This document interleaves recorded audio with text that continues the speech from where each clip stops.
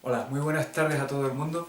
Mi nombre es Andrés y en este vídeo vamos a hablar sobre phrasal verbs, o en otras palabras, lo que se podría conocer también como verbos de múltiples palabras, ¿vale?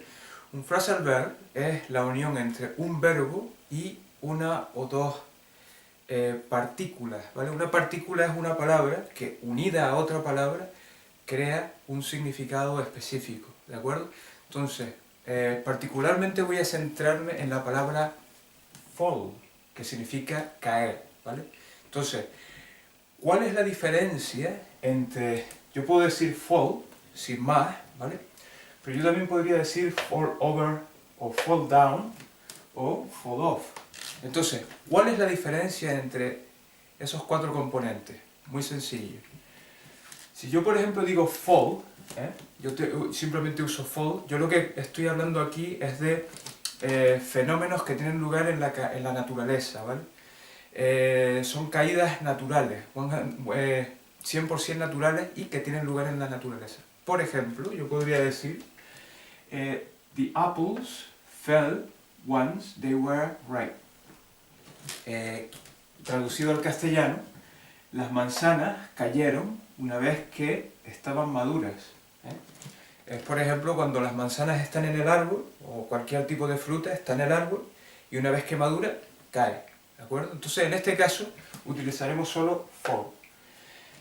Continuando con el ejemplo de las manzanas, yo puedo utilizar la expresión fall off, como muestro aquí.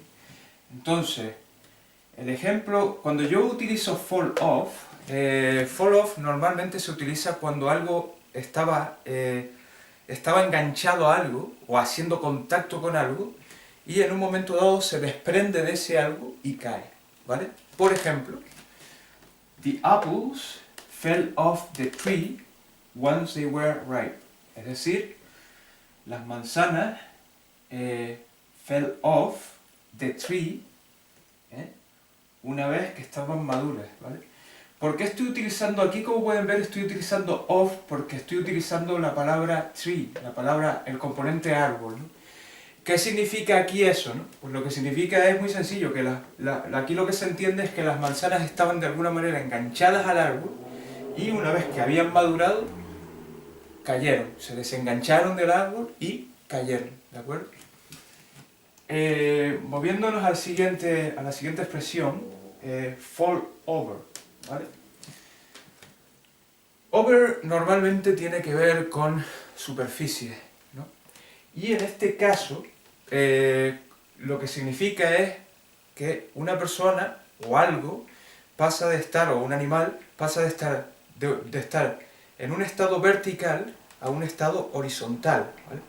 Y obviamente, cuando alguien o un animal o algo está en un estado horizontal, eso requiere una superficie, ¿de acuerdo? Entonces, yo por ejemplo podría llegar y decir Andrew fell over in his flat, ¿vale?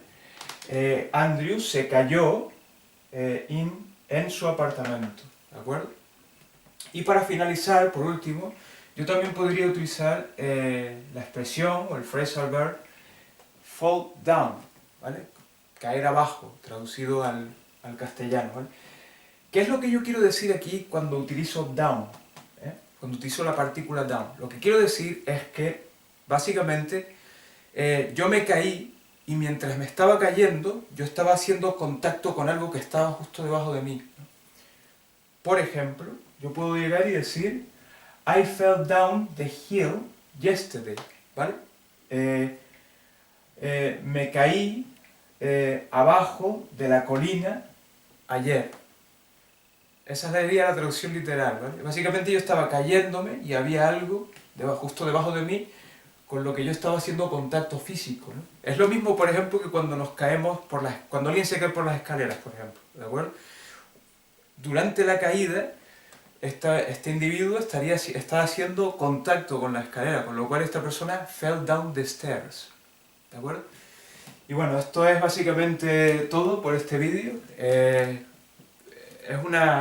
Mi intención básicamente aquí era pues ilustrarles un poquito cómo con los phrasal verbs o con los verbos de múltiples palabras, cuando se le añade una partícula específica al verbo, pues significa cosas muy diferentes normalmente, ¿vale?